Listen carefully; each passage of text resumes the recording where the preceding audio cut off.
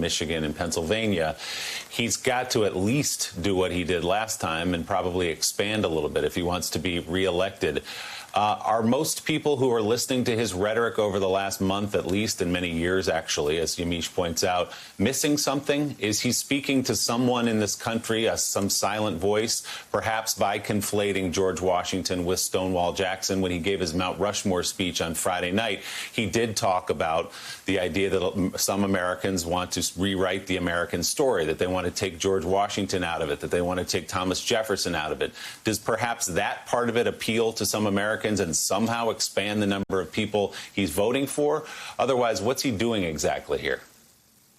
What he's doing is watching too much television, and he's now in a kind of a feedback loop with some of his favorite television hosts who are playing to the oldest, most conservative, most scared, most angry viewers in that loop.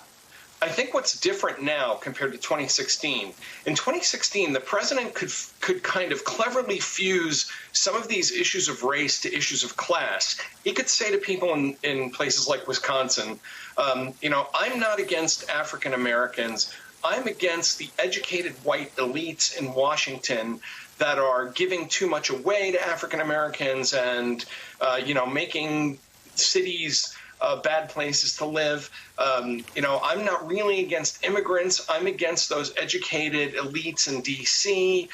Who are letting in too many immigrants and ruining, your community. All that, the mask is off now. And I think instead of feeling, insofar as they ever did, I think some of those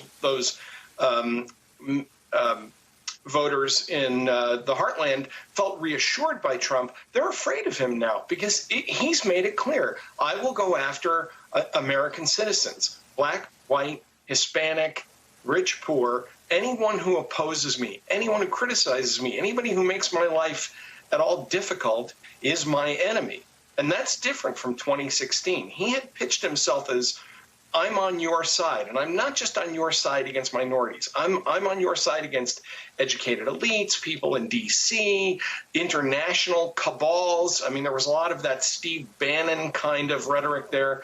All that's gone. Now he's just draping himself in the Confederate flag, ignoring warnings about bounties being put on U.S. servicemen, defending statues of Confederates. I mean, this is really a very different race play from 2016, and I don't think it's working very well because instead of reassuring the people that he's trying to reach out to, I think now they're genuinely scared. And all of this chaos around race that he has promised will happen if the Democrats are elected is happening now on his watch, and he can't really explain that.